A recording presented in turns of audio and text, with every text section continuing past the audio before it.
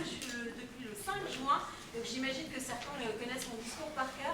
Nous sommes la compagnie Théâtre Adir, nous avons bientôt 20 ans et nous sommes très heureux de présenter le 19e festival de spectacles issus des ateliers de la compagnie ici au Théâtre Municipal.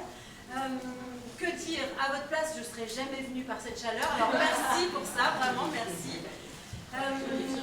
Donc, ce soir, nous allons vous présenter, je ne sais plus, on a présenté tellement de spectacles, la mastication des morts, pardon, la mastication des morts de Patrick Carman. Vous allez tellement aimer que vous allez en parler autour de vous, à vos proches, à vos amis, à votre famille, et demain ils vont venir en masse voir le spectacle, n'est-ce pas?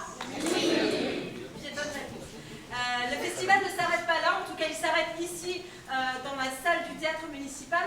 On finit notre festival, si je ne m'abuse, le 4 et 5 juillet à 20h. Le 3 et 4. Le jeudi et vendredi. Jeudi et vendredi 3 et 4 juillet à 20h au Gueulard. Le vrai Gueulard, le vieux Gueulard, pas le Gueulard plus, le vieux Gueulard. Donc n'hésitez pas à nous rejoindre en nombre pour Toc Toc de Laurent Baffy le jeudi et vendredi 3 et 4 juillet. Merci. Quoi dire d'autre avant de commencer? Notre ami Patrick est en train de filmer le spectacle. Il y aura des photos en nombre. Donc vous, détendez-vous. Lâchez vos portables, laissez-les dans vos poches, mettez-les en mode silencieux pour respecter le travail des comédiens, des comédiennes, s'il vous plaît. De toute manière, les photos, on ne les regarde jamais quand on les prend. Donc détendez-vous, encartonnez-vous. C'est la seule chose que vous puissiez faire. Regardez ce spectacle avec les yeux, avec le cœur. Profitez à fond. Bon spectacle.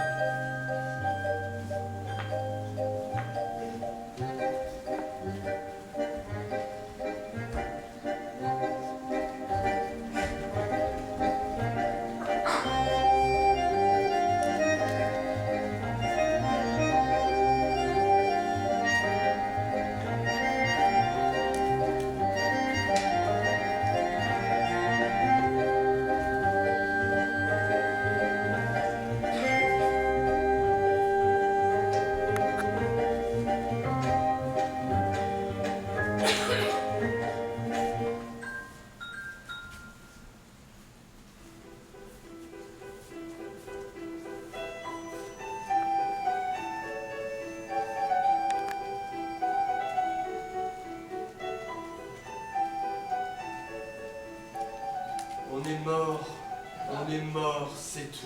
On est dans la tombe. La tombe est une chambre. Une chambre noire. On est dans le noir. Il fait noir, on ne voit rien. On ne peut plus ouvrir les yeux sont ouverts, on ne voit rien. On ne sait pas. On ne bouge plus. La chambre est étroite. On ne bouge plus. On ne peut plus bouger. Les bras sont lourds, on ne respire plus, on est dans le noir et dans le froid. J'ai froid, on ne grelotte pas mais on a froid. Dans le noir, on ne voit pas qu'on a froid. On ne voit plus rien, on entend des bruits, on n'entend des pas, on entend des larmes couler. On est mort, c'est tout. Dans la tombe noire et froide, on attend. On est mort, c'est tout.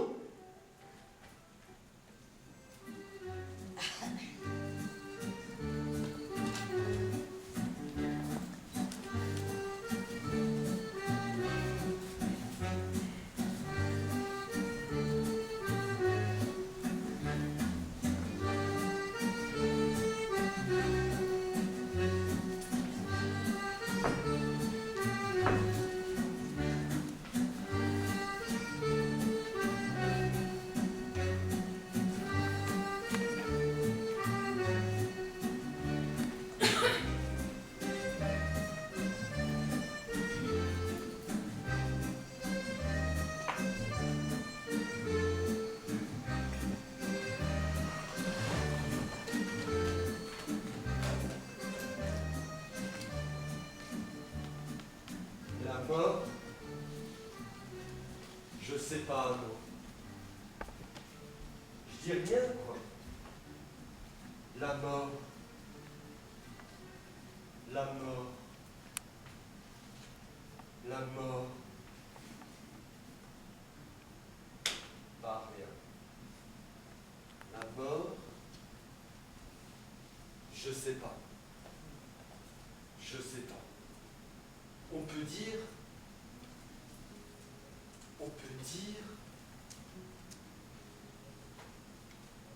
je sais pas. Bon, d'accord. La mort, on peut dire ça. Ou ça, même ça, on peut. Mais je sais pas. La mort, je sais pas.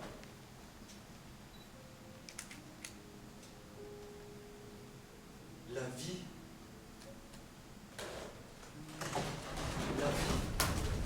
La vie. La vie. La vie. La vie. La vie. Je sais. Je sais. Je sais. Je sais.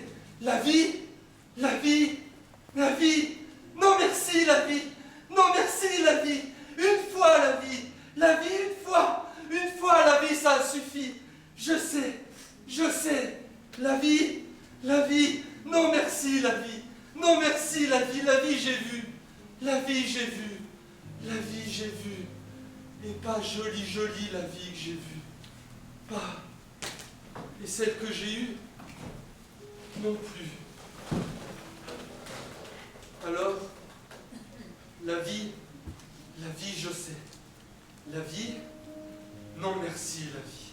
Une fois la vie. La vie, je sais. La mort, je sais pas. Je sais pas. On pourrait dire, je sais pas. Je sais pas. La mort, non, vraiment, je sais pas.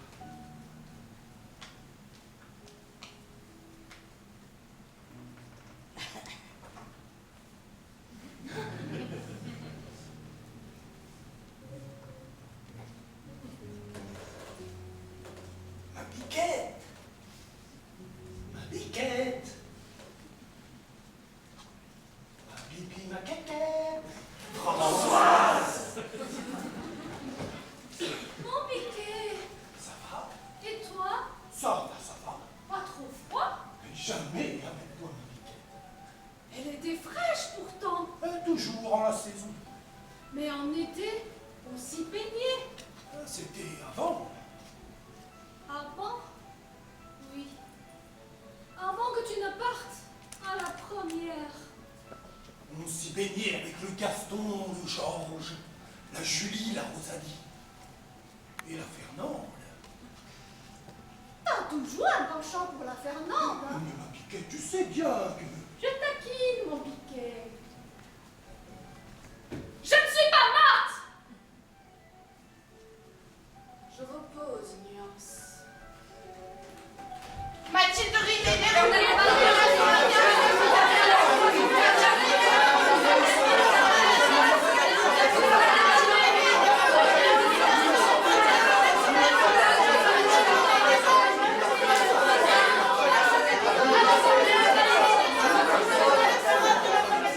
À la...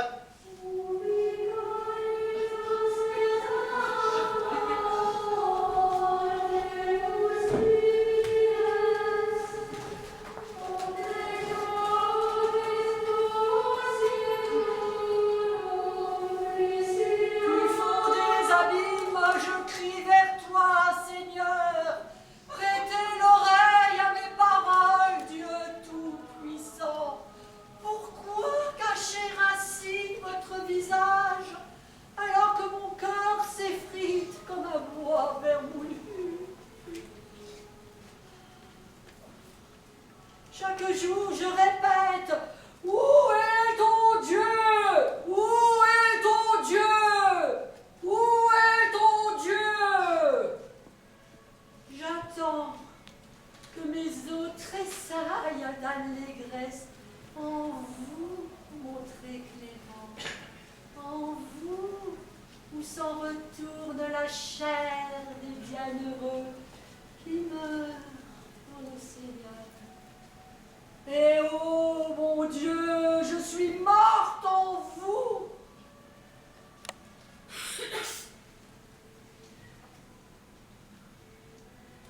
Et j'attends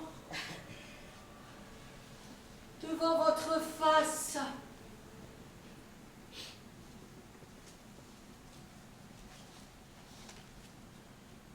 mon très haut, ma mansuétude grandissime, mon très loué, mon tout. Alors qu'attendez-vous pour me prendre? Pour me prendre? Pour me prendre? Moi qui attends la résurrection promise selon Jean, verset 25. Et maintenant, à qui elle le donne son vagin?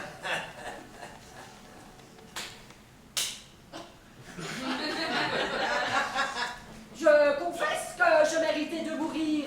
C'est la première fois que je vous offensais volontairement et que le péché, en tuant mon âme, devait faire périr mon corps.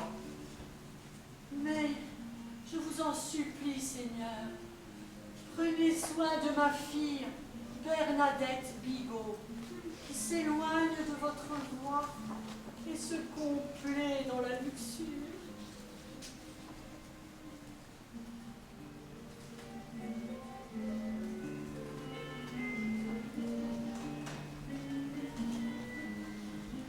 Ah!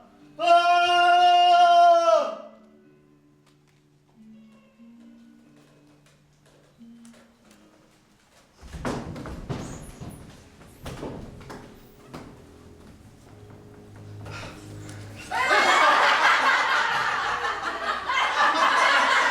Faut que je me réveille, faut que je me réveille, faut que je me réveille. Il croit qu'il est tard, vous avez entendu? Faut que je me réveille, faut que je me réveille. Ça va, on a compris. Pardon? Tu te répètes, mon gars, tu te répètes. Oh, vous êtes où? Oh, vous êtes combien là? Un certain nombre, si tu veux savoir. Un nombre certain.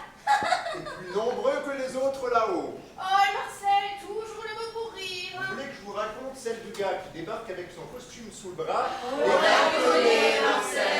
Tu vois déjà que... Tu fatigues, vraiment tu fatigues. Si on peut même plus s'amuser. Hein. Mais dites! Ouais, c'est reparti. Toujours pareil avec les nouveaux. Le même tintouin qui reprend. Faudrait les prévenir là-haut, après vont dire que c'est nous pour Puis tu t'y prendrais comment? Hein, Marcel? Excusez-moi, mais... Oh, pas mal pressé. Tout doux, mon gars. T'as tout ton temps. Et même plus encore. Bah ouais, Roger, l'éternité réveille. Sois pas idiot. Pardon? Par ton compte, Alphonse. Pardon? Il n'y a pas de mal. Hein? T'es bouché ou quoi? Je dis pardon, je dis qu'il n'y a pas de mal. T'énerve pas, Roger.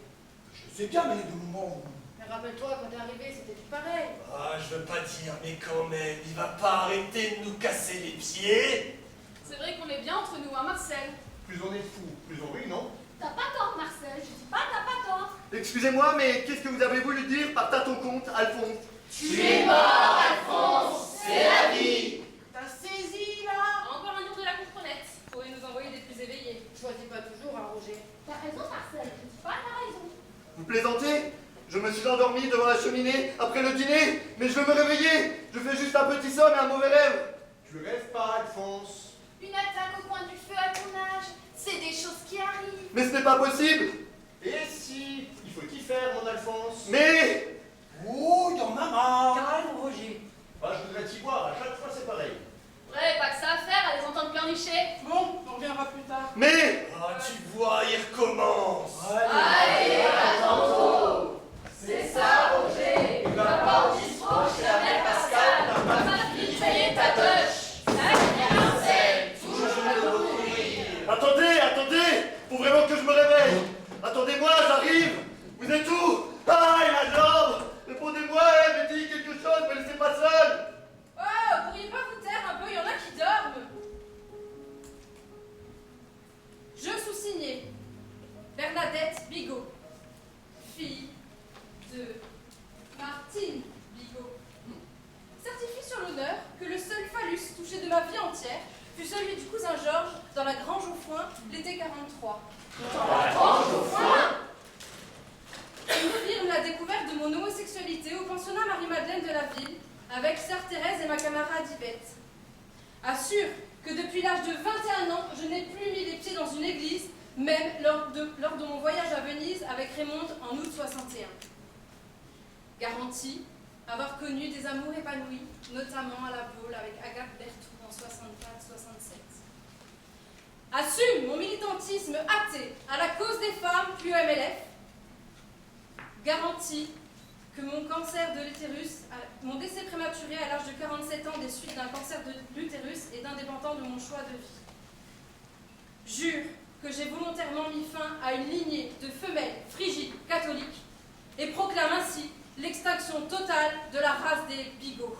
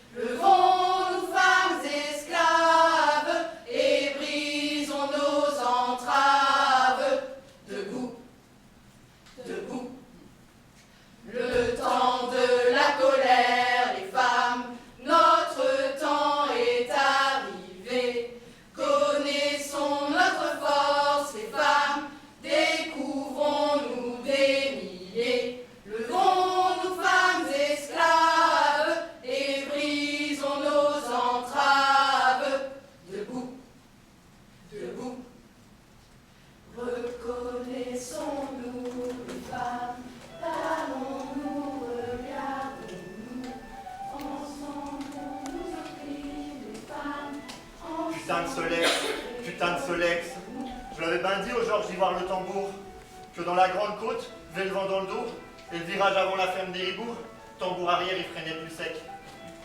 À la soupe, je lui avais dit au Georges, pense-y le frein arrière, c'est-il pas rien sous le vélo Solex. J'ai dit donc un œil tantôt, c'est comme qui dirait fais ma sûre, Georges. Et de toute façon, avec le 3600, tu risques rien. Tu parles, c'est-tu pas qu'un poil qu'il a dans la main, le fils, ou qu'il ornait sa part, le saloupio ou quoi. Parce que, dans le bas de la grande côte, c'est-tu pas la Marguerite des Ribourgs qui rentre à l'étable. Et que moi, j'actionne, beau le frein arrière, je me retrouve à faire la bascule dans la Marguerite, et du fossé à Purin, je me suis plus relevé. Putain de Solex, putain de Solex, putain de Solex. Putain de Solex.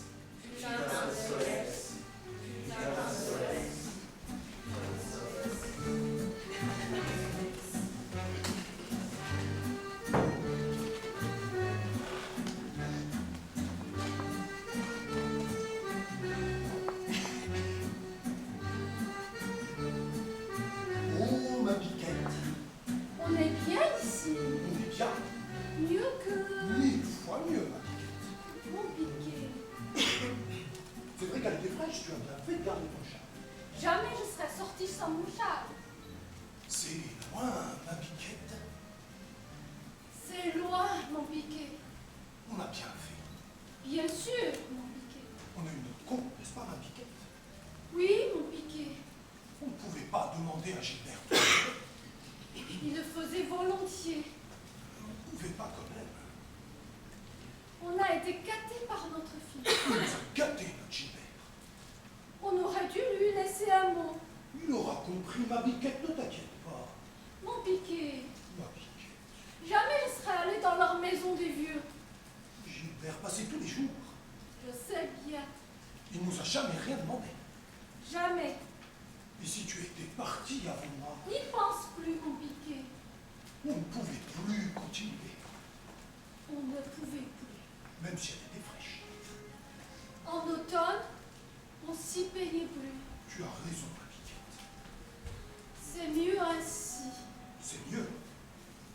Mon piquet, Oui, embrasse-moi. bien sûr, ma Piquette.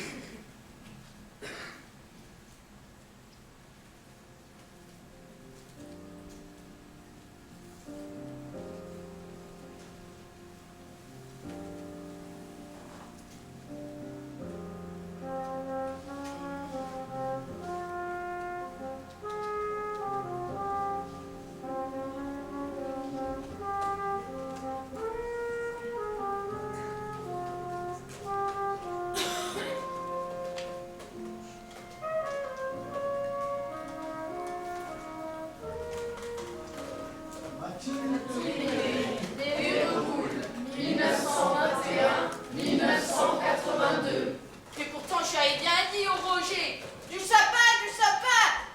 Je veux du sapin. Du chêne, tu te rends pas compte, le chêne? Puis ça me rappellera les Vosges, le sapin. Et Gérard Mé, était 52 ans de chevaux, avec le petit Gilles qui allait sur ses 3 ans et qui barbautait dans l'eau. Et nous, allongés sous les sapins, avec l'odeur de sapin, et les aiguilles qui nous piquaient les fesses. Alors j'y tenais au sapin. Gérard Mé, c'était pas Saint-Trope, d'accord? Mais qu'est-ce qu'on aurait été foutre à Saint-Trope? Alors que là, il y avait les sapins. Et le Roger, si je n'avais pas tenu les cordons de la bourse, jamais on n'aurait pu aller à Gérard Mé. Qui rêvait de Saint-Trope et des nichons qui se promenaient à poil à Saint-Trope. Alors Gérard Mé, c'était déjà pas mal.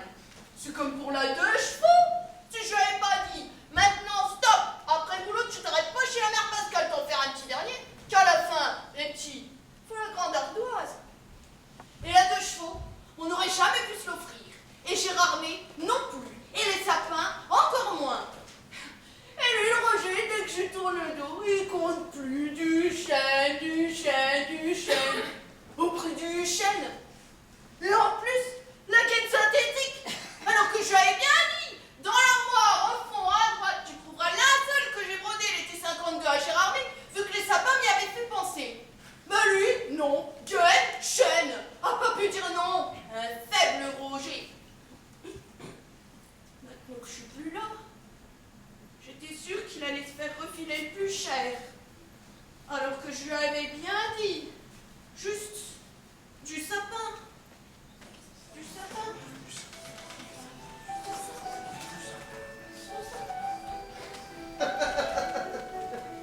Je ne vais pas faire de vieux os ici. Elle est drôle, elle est drôle. Et la mère Pascal, une dernière bière pour la route.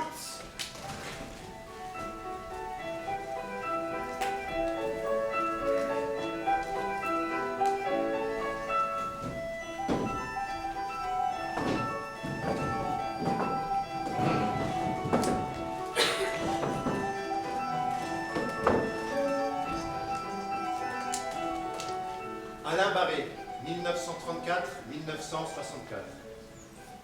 Bon, pas tout compris, pas très simple.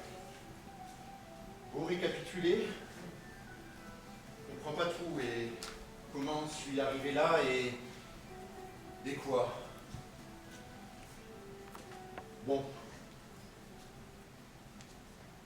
Gilles Larguy, mon beau-père, meurt le 12 août 1964.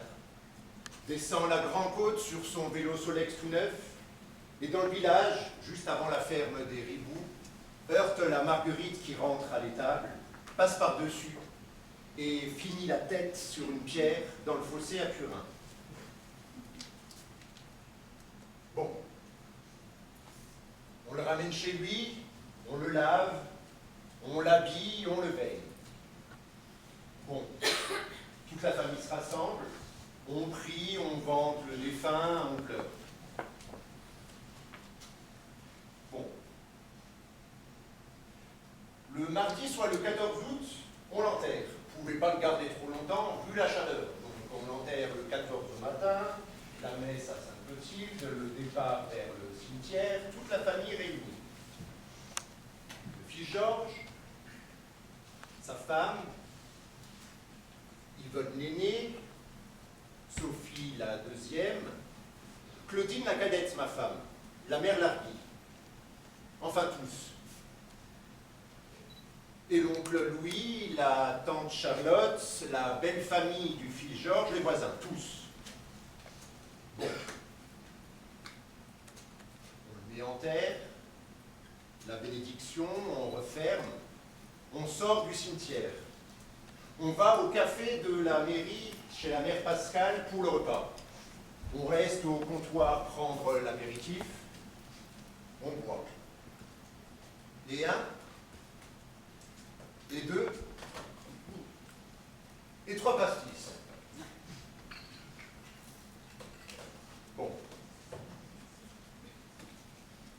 Et là, Sophie qui lance que le vélo Solex, c'est pas un accident. On écoute et on se dit que le pastis, c'est les femmes et l'émotion. Et Sophie réitère que tout ça, c'est de ma faute, que j'avais fait la révision le dimanche d'avant. Et que d'ailleurs soutient Georges qui m'avait vu trafiquer autour du vélo Solex du père. Et que lui aussi déclare la mère Larguy. Et que même c'était pas étonnant, renchérit Georges, vu que je n'y connaissais rien. Et mon père garagiste, rétorque alors Yvonne. Bon. Et Claudine, ma femme, réfute que n'importe quoi. L'Yvonne s'exclame que toujours j'étais pas franc. Oui, hurle la tante Charlotte. Et la mère Pascale explique que c'est servi. Et le Georges qui gueule que j'avais épousé Claudine pour la ferme. Et que je ne l'aurais jamais rugi, je crois, la mère Larguy. Et la mère Pascale calme, qu'il vaut mieux passer à côté. Et l'oncle Louis qui braille à l'assassin. Enfin, je crois que c'est l'oncle Louis et Sophie ou la mère Larguy, enfin, une des deux femmes qui prend la bouteille sur le comptoir et Claudine, ça j'en suis sûr, Claudine qui crie « Non !» Mais après, ça m'a complètement échappé. Tout ce que je sais, c'est que je me suis retrouvé ici, le 17 août, à 16 h, avec 7 coups de couteau. Un dans le bras, 2 dans l'épaule gauche. Un dans le ventre, c'était déjà plus grave. Un dans le thorax et le dernier, le fatal, dans le cou, tranchant l'artère fémorale.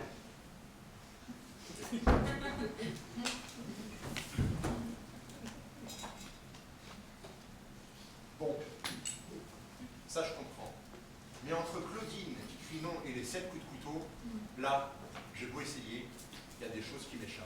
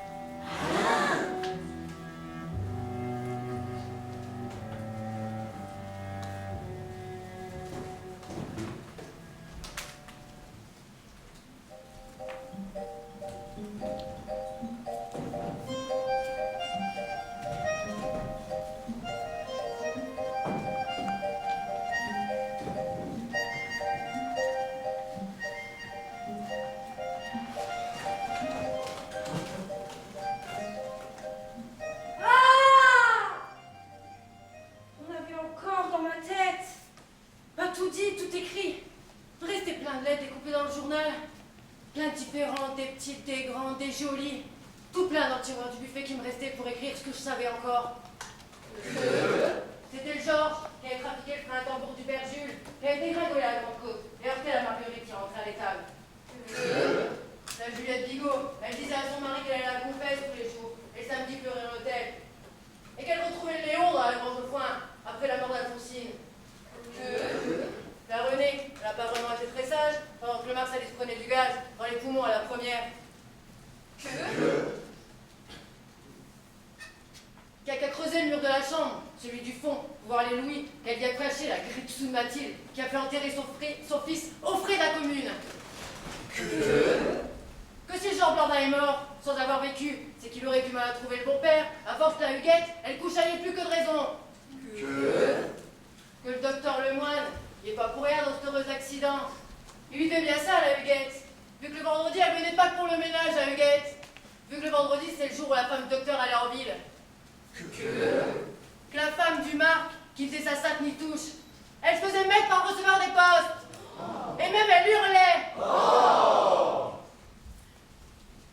Que les poules, la mère Friboulée, c'est pas le loup qui les avait prises, c'est le Roger qui les avait vendues au marché de Landon. Les deux gosses, du pain un peu le truc, enfin le soi-disant pommier, sont jamais arrivés à Villers-le-Lans, soi-disant en colo. Vu que le Paul Reboul, il a passé un coup de téléphone à la Gestapo. Et que je pourrais encore en dire des choses, si on m'en avait laissé le temps. Et des pas mûrs. Et que...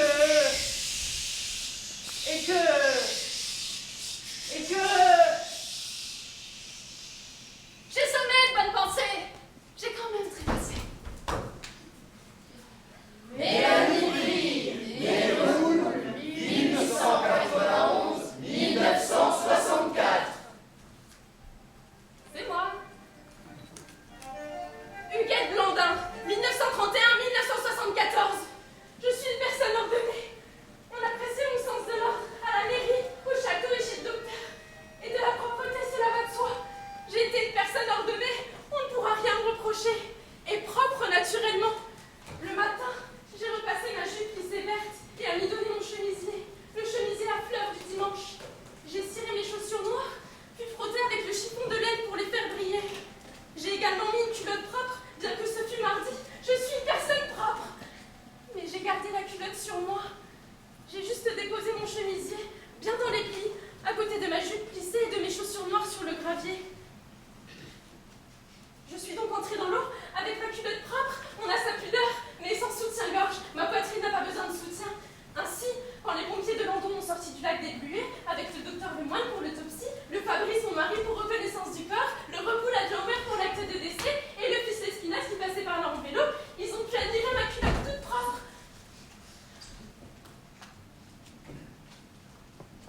Ils ont vu, une dernière fois, vu ma poitrine blanche, mes seins blancs et fermes encore, lourds peut-être, trop lourds pour eux. Oui, ils ont vu cette poitrine, le Serge Lemoine qui me pénétrait le vendredi sur la table d'auscultation pendant que sa femme était en ville. Le Reboul Paul, dont je suçais le sexe, tordu et noueux, le mardi dans son bureau, et dont j'avalais le sperme lourd. Ils ont vu ces seins blancs. Le Fabrice, que je chevauchais le soir dans le lit grinçant. Et même le Georges Vinchon, que je retrouvais le lundi dans la grange au foin, et qui me faisait des choses dégoûtantes. Que moi, propre et ordonnée, personne réputée, propre et ordonnée, j'aimais. Je les aimais. Oh oui, je les aimais, moi. Personne propre et ordonnée. Tous ces sexes des hommes et ces choses, toutes ces choses qui me faisaient les hommes. Ces hommes rassemblés une dernière fois autour de mon corps. Le Georges Vinchon. Le Fabrice. Le Paul Reboul. Et le Serge Lemoine. Ces hommes qui admirèrent une ultime fois cette poitrine ferme encore, lourde, mais ferme encore.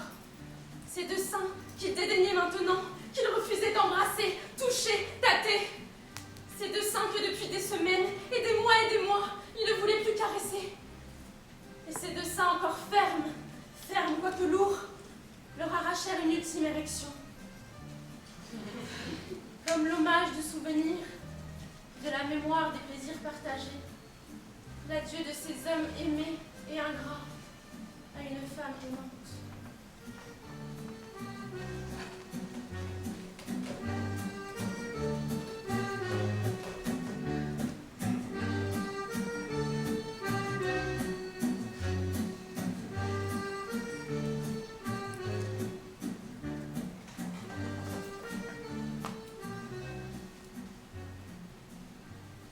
La mort est-elle fin de tout? Qu'advient-il de notre pensée? Est-elle immortelle ou message évanouissant de l'ultimité? La mort ouvre-t-elle sur le néant? La vie commence-t-elle après la mort? Si oui, que va-t-on faire tout ce temps? La mort est-elle un scandale, accidentel, naturel? Se vit-elle à première ou troisième personne au singulier? Convient-il donc de dire chose humaine ou elle est morte? La mort a-t-elle un avenir? L'euphémie est-elle inversion apophatique ou refus du concernement individuel? Relève-t-elle du non-sens ou du non-être? La finitude est-elle imputable à la corporalité ou à la temporalité? Y a-t-il un effet prospectif à la limite existentielle? L'avènement à l'être est-il démenti par le déclin? Y a-t-il escamotage social du seuil fatal? L'irréversible est-il irrévocable? L'être ne meurt-il que parce qu'il vit?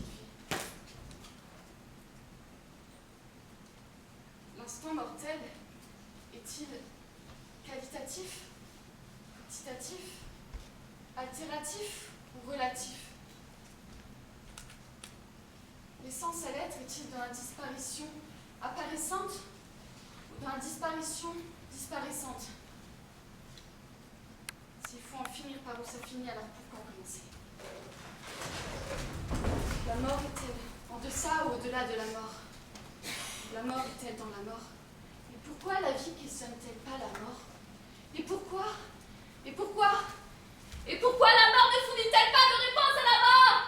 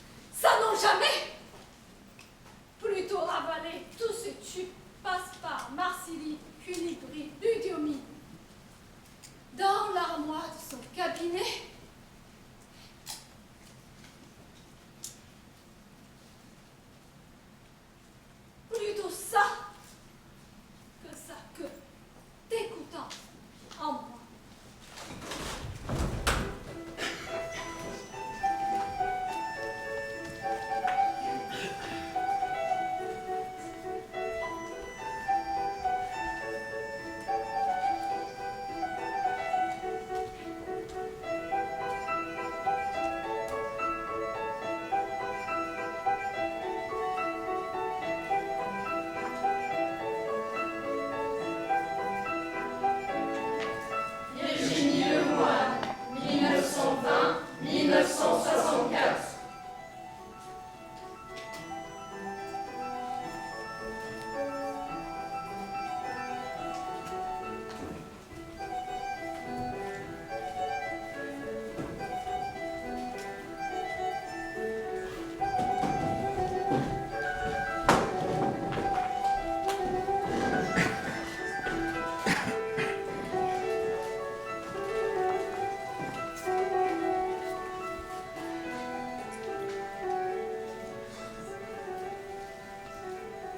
Hélène Gouard, 1929-1978.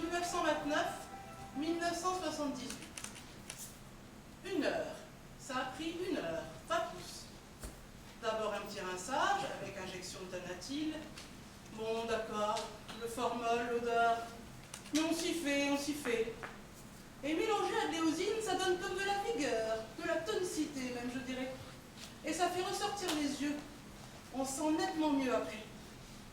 Et puis, hop, ils m'ont complètement vidé, purgé de fond en comble. Et zouip, un coup de ramonage, zoup, un coup d'aspirateur. Et puis plus rien, plus de gaz. Vous voyez ce que je veux dire? Plus rien. Bon, après, encore un coup de Tanatil. Un petit litre en gros. Ça conserve, ça conserve. Ça évite la peau trop blanche. Cet aspect, comment dire, cadavérique, qui ce serait quand même choquant pour les gens qui viennent nous voir alors. Puis, c'est pas si cher qu'on veut bien le croire. C'est pas donné, mais enfin, on peut se permettre ça au moins une fois dans sa vie, faut pas exagérer. Et ça fait plus présentable. En plus, pour finir, un petit coup de maquillage.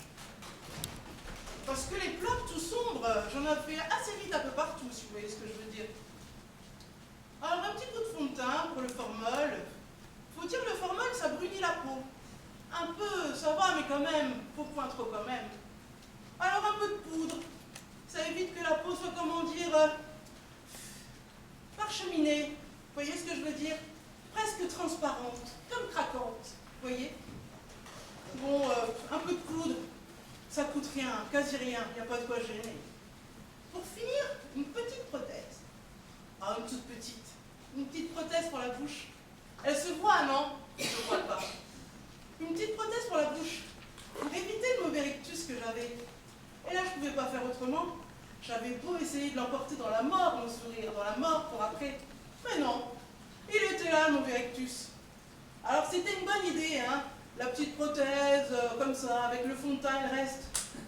Ils ont vu mon sourire, mon beau sourire, que j'emportais avec moi. Ah! Ah!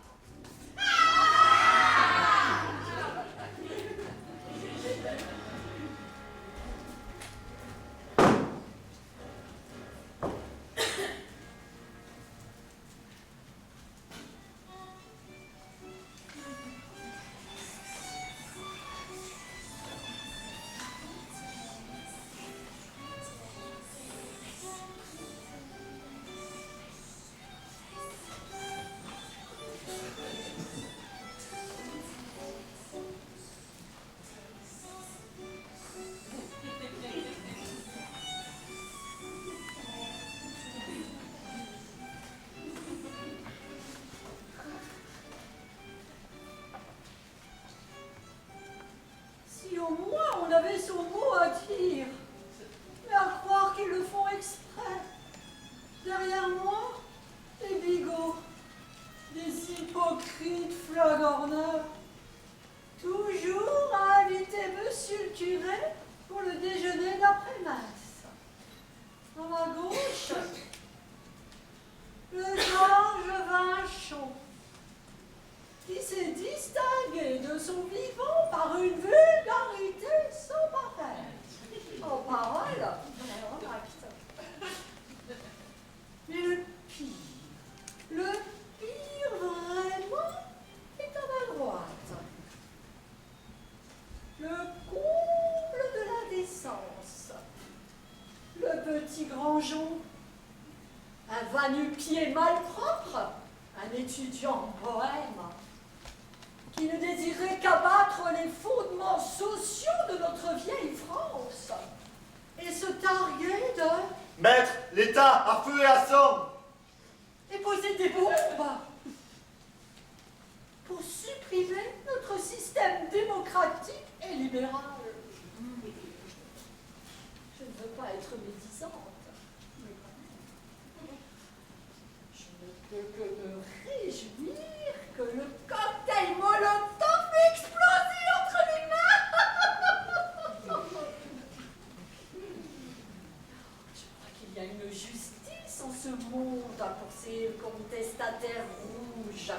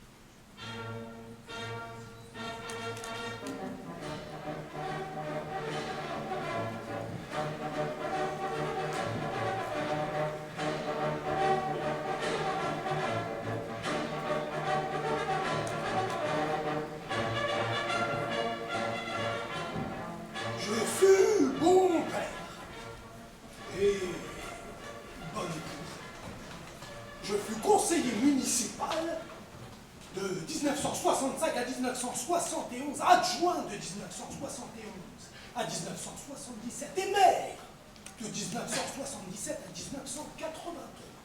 Je fus président d'honneur de l'Union bouliste et du Football Club. Je fus membre du comité départemental de l'équipement. Je fus trésorier adjoint pour l'amicale de la classe 19. Je fus représentant de la mairie au collège Émile et Zola. Je fus ravi à l'affection des miens. Je fus membre du comité consultatif en charge de la rénovation du portail nord de l'église Sainte-Clotilde. Je fus président des comices agricoles. Je fus le fondateur du Grand Prix cycliste des Trois-Vallées. Je fus élu en 1977 à 54,78% des voix. Je fus un homme intègre, malgré mes fonctions. Je fus membre du RPF, puis de l'UNR, de l'UDR et du RPR. Je fus un amant attentionné, délicat et discret. Je fus affilié à la SNDC, section 4. Je fus enfant de cœur de 1928 à 1934. Je fus chevalier du mérite.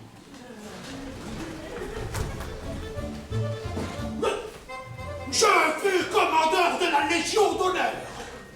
Je fus représentant des Francs-Gardes en 1943. Je fus à l'origine de la déportation du juif apatride Henri Appelbaum.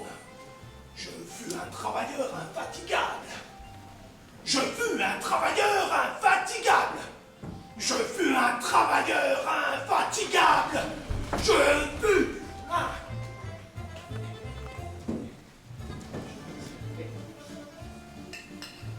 Je fus titulaire du certificat d'études, classe de Mademoiselle Sauvin.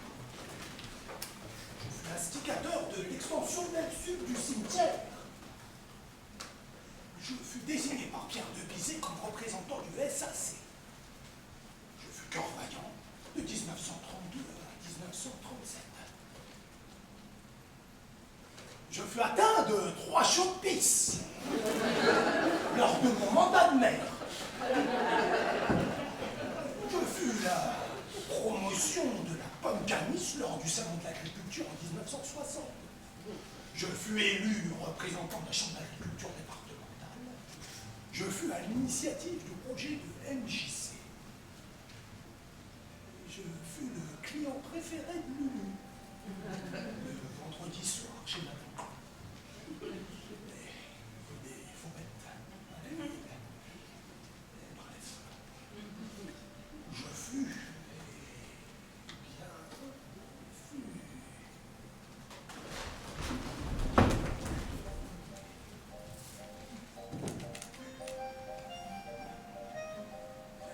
Merci.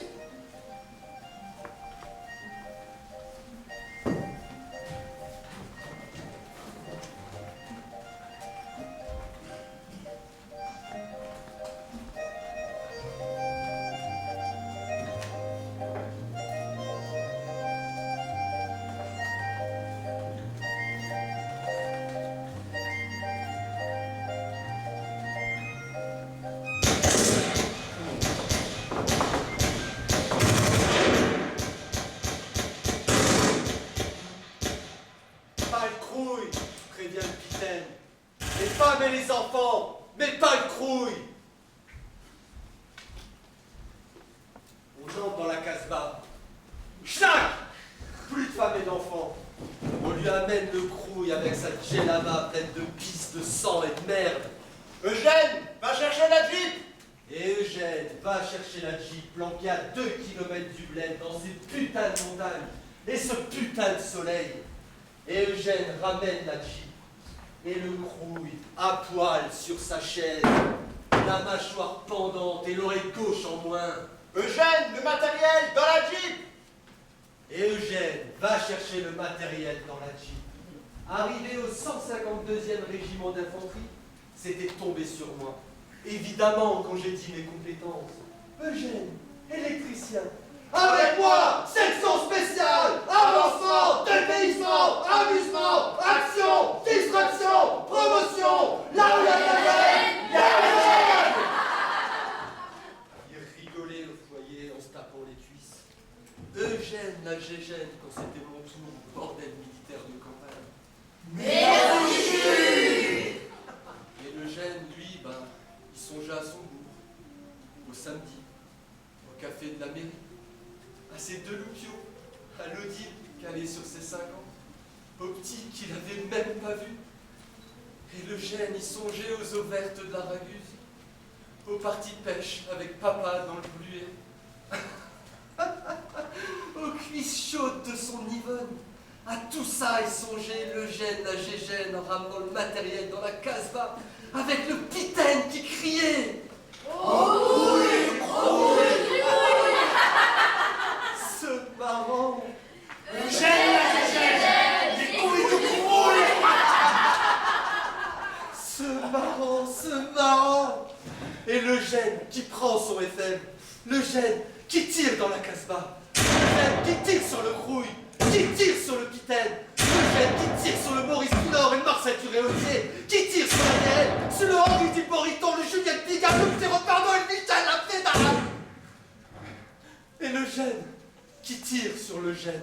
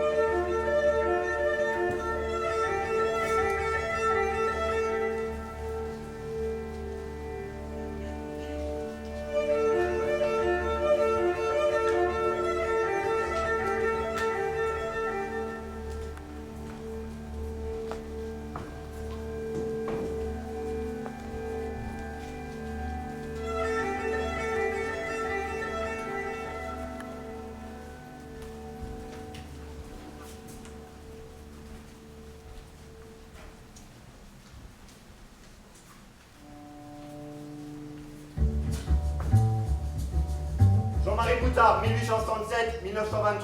On a beau dire, on s'y fait pas. Non, on s'y fait pas. Parfait Le Tourneux, 1934-1986. Parfait Le Tourneux est un homme, tous les hommes sont mortels, donc Parfait Le Tourneux est mortel. Implacable logique, syllogisme inexorable, mais quand même. Famille Roire et Roire Vachon. La maman, on l'a mis sur la maman. La maman, elle. L'Albert, on l'a mis sur la maman. Et quand le Georges il est venu, on l'a mis sur l'Albert. Et quand les filles du Georges sont arrivées, on a dit au-dessus que la Christine et la Marie qui étaient déjà sur le Georges. Et moi, pour le moment, je suis tout au-dessus. Mohamed Abouker, 1946-1982. Nord-Sud, ils m'ont mis. Nord-Sud, c'est ça, abruti, jamais. J'aurais dû travailler à la réflexion du portail de leur église. Jamais j'aurais dû tomber de cet échafaudage. Maurice Dupont, 1927-1976. Dupont avec un T, bordel. Avec T. Esconde Raymond qui me fout un D. Dupont avec un T, putain. Comme s'il ne savait pas. Avec T. Richet Lucien, 1889-1963. Ah, se connaît bien les gars ici, hein, se connaît bien, hein. Sur Lucien, on n'est pas plein. Ça non, on est vraiment bien. Nadine Henriette, 1912-1956. Je suis née un 18 mai, je suis morte un 18 mars, comme toi. Marie-Françoise Vachon, 1932-1964. Saloperie de rat.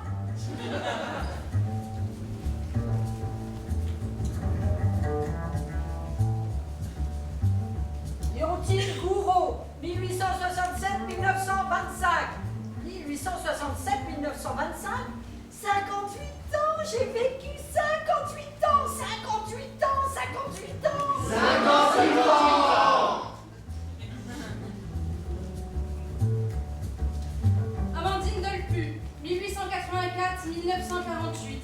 Pas d'ange, pas de harpe, pas de verte prairie fleurie. C'est des craques que racontait le curé, que des craques. Georges Triboulet, 1934-1970. J'ai vécu comme un porc et je ne regrette rien. Robert Delpu, 1892-1941. Son départ fut pour moi un glaive de douleur, si bien que je la suivis de peu. Gisèle Delpu, épouse Triboulet, 1934-1987.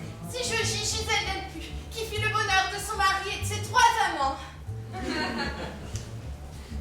Raymond Isorge, 1922-1975. Et j'ai une communication à faire, s'il vous plaît. J'ai une communication à faire. Ta gueule, Raymond. Robert Trimé, né Triboulet, 1931-1979. J'ai remis mon corps au médecin pour en faire l'anatomie, puisque je n'ai servi de rien dans ma vie. Julien Rayon, 1927-1953. Ma disparition brutale a plongé les habitants de notre bourg dans une grande peine. Je le sais de source sûre. Mon décès a suscité une affliction profonde, une consternation insondable. Tout le monde me l'a dit, et je veux bien le croire.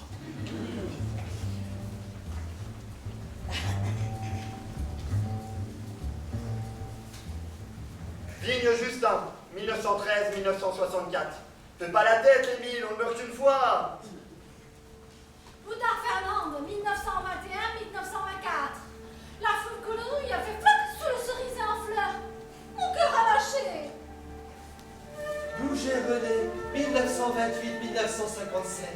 Moi, Gouget René, suis malencontreusement passé un matin d'hiver de 2 cartouches de 12, tirées par le Marcel Garnier, comme un sanglier. Et dans le dos, s'il vous plaît, dans le dos. Dupont-Aimé, 1934-1987. Moi, j'avais rien contre les fleurs et les couronnes. Ça aurait été plus gai quand même, non? Bernard Levrault, 1897-1965. Les passants. Oui, toi qui t'arrêtes à la tombe de Georgette. Bientôt, passant. À bientôt. Mariette Grandjean, 1917-1992. Je suis plutôt bien conservée pour mon âge, tu trouvez pas? Nadine Rochon, 1922-1986. Pourrait changer l'eau quand même. Reboule Pauline, épouse Grandjean, 1891-1963. La vie m'a gâtée, la mort m'a comblée, merci. Et Émilienne Reboul, née Vigne, 1902-1969. Moi, ce qui me manque, c'est le sexe. Estelle Barré, née Reboul, 1917-1995. Quoi qu'il a, désolé, je n'aime toujours pas Christian Baudin. Louisette Nadin, née Ronchon, 1867-1936. De toute façon, j'avais assez vécu de mes misères. Ernestine Ronquet, née 1880-1931. Alors là, ça m'a fait un choc. Je savais bien, mais j'y croyais pas. Pas du tout j'y croyais. Alors quand je suis morte, ça m'a fait un choc terrible. Blandine Loire, 1883-1947. Moi, je peux pas dire. Contrarié, oui. Mais pas plus. Henri Levrault, 1906-1977. Dolphy, je sais que t'es là. Montre-toi. Je sais que c'est toi. Sors de ton trou, fais pas le mort. Je te ferai pas de mal, juré craché. Je sais que c'est toi qui as violé la Jeanne et qui a tué les renouillas de la Meule. Je veux juste te parler. Allez, viens, Dolph, viens. Henri Triboulet, 1923-1978. Pas possible, pas croyable. Rien sorti, rien du tout. Comme une lettre à la poste, j'ai passé comme une lettre à la poste. Alain Dupont, 1961-1987. Très tôt, j'ai eu une blessure dedans mon intérieur, mais heureusement, je ne vécu que peu. Alberte Delpu, 1864-1929. J'ai toujours pué. Et c'est pas demain la veille que j'arrêterai.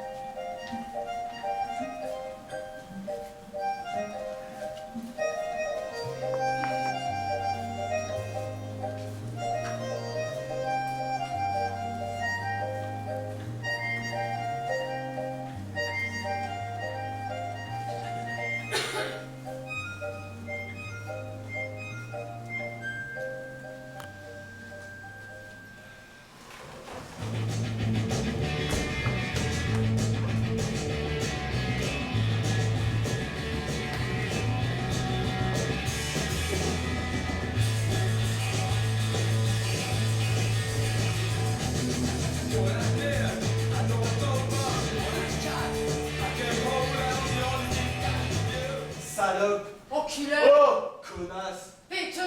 Poufiasse. Bouseux. Ça va? Putain. Cocu. Frigide. Impuissant. Ça suffit les deux! Fume de la gueule. Coincé de l'oignon. Enfileur de chèvre. Peine à jouir. Éjaculateur tardif. Curidé. Bite molle. Seul flasque. Bourrique bourrelet. Fourre la pissure. Pour nous. La paix! Pétache chiasseuse. Encrassé du colon. On pourrait! Oh, mais alors toi, tu la fermes. Je disais rien. On te connaît, hein? Mais je... Tu la boucles. Compris? T'as un mot. On veut pas d'entendre. Mais ta faute est tronc. La mienne fiante. Mais tu t'en es occupé, merdouille. La carabine, c'est moi qui lui ai offert, Bruneux. Et l'amour maternel, la basse. Le respect filial, trou du. À couchailler, enruté. Fallait assurer, entreposer. Bon, On devrait... ta gueule, le parricide.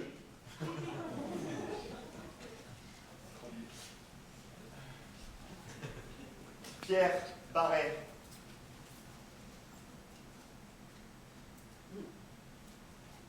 « 1934-1975. Juliette Barret. 1937-1975. Marc Barret. 1985-1975.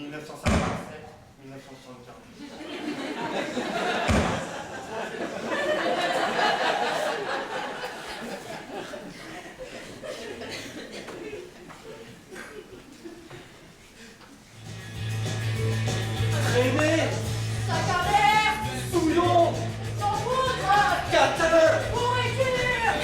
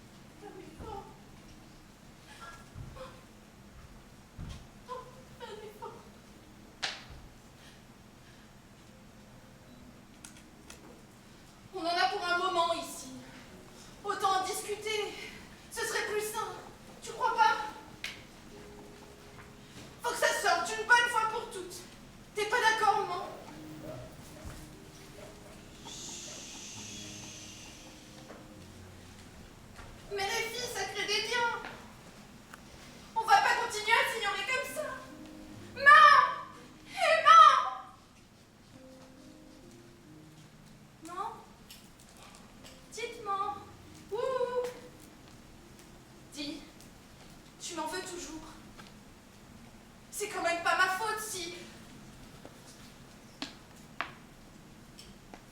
C'est quand même pas ma faute si ton utérus n'était pas assez dilaté. Ah non! Je ne savais pas, moi. C'était une histoire entre toi et papa. T'es pas d'accord, maman? Qu'est-ce que j'y peux, moi, que la césarienne, elle est ratée? Arrête de me regarder comme si... Remarque, je comprends. Je compatis même. Mais pense à moi, moi qui n'aurais pas connu les gras pâturages de la campagne, les jeux enfantins et les amitiés, les raclées paternelles, les dimanches familiaux, les gorgeons au café de la mairie, les ragots malveillants du bourg, les amours assouvis ou malheureuses, l'ivresse de la maternité, le chant matinal de la terre, les après-midi télévisuels à la maison de repos, la lente agonie à l'hôpital. Tu vois, maman, tu n'es pas la plus à plaindre. Et puis, maintenant, on est réunis, toutes les deux, pour l'éternité, un an, sans papa sur le dos. Petite conne.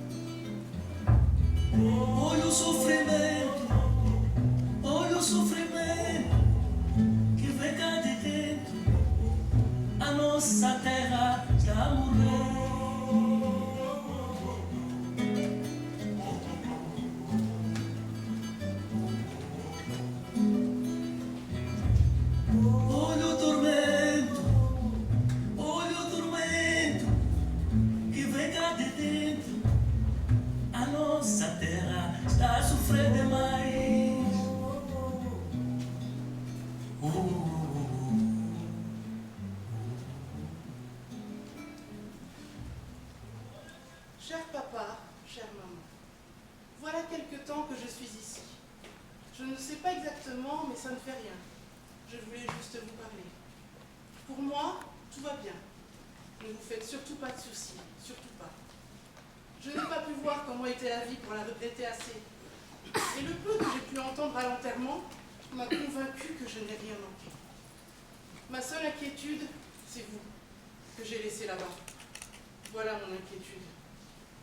Qu'allez-vous faire sans moi? Comment allez-vous vous débrouiller dans la part qu'il vous reste à vivre? Je ne serai plus là pour vous aider. Et le peu d'heures que j'ai pu passer avec vous a suffi à m'attacher à vous. À ton haleine de tabac froid, papa. À tes seins gonflés de lait sucré, maman. Je suis sûre que nous serions formés une belle famille. Je vous aurais aimé et haï comme une bonne fille. Et ça, vous le savez mieux que moi. Voilà les quelques mots que je voulais tout de même vous dire et que vous n'entendrez peut-être pas. Mais rassurez-vous, je me porte bien. Je vous embrasse. À bientôt, votre fille, Jeanne.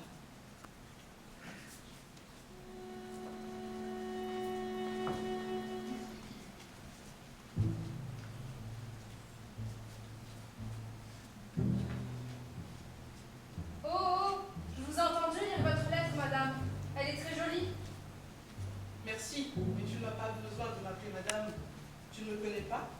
Non, madame. Je m'appelle Jeanne Blandin. Oh, moi, c'est Violaine Blandin. Tiens, on a le même nom. C'est pas étonnant, je suis ta sœur. Ma sœur? Mais je n'ai jamais eu de sœur. J'étais encore bébé quand je suis morte. On n'a pas eu le temps de se rencontrer. Ah, je me souviens avoir entendu papa dire que cette fois-ci, on ne la perdrait pas. Il parlait de moi, je pense. Mais ils ne m'ont pas gardé longtemps. J'ai seulement fêté mon 4e anniversaire et je suis morte. Ils ont dû pleurer beaucoup. Il pleure encore. C'est pour ça que tu leur as écrit cette lettre, pour qu'ils ne pleurent plus? Oui. On les reverra, papa et maman? Ils viendront nous rejoindre bientôt. C'est quand bientôt? Bientôt. En attendant, tu restes avec moi? Oui, on va rester ensemble. C'est bien d'avoir une sœur. On joue à quoi? Choisis. Au ni oui, ni non. Si tu veux. Tu es sûr? Oui. Tu as perdu, tu as perdu!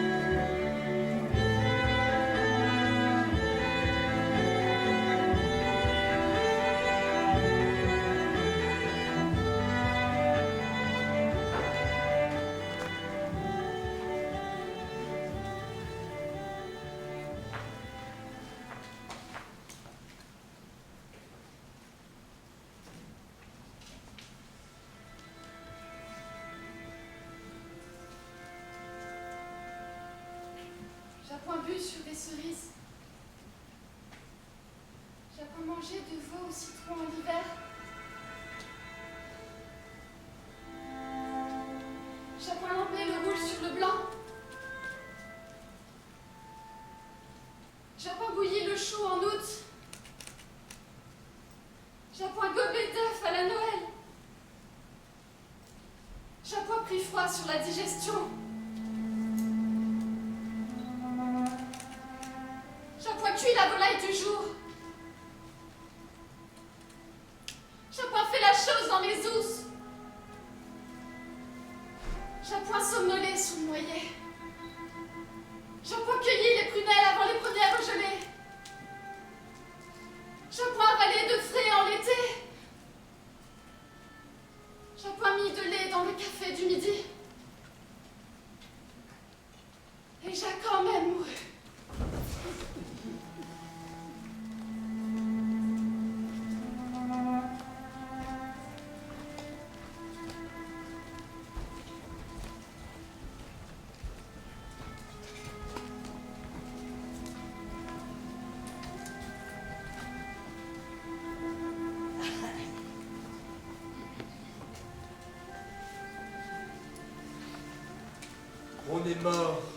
On est mort, c'est tout.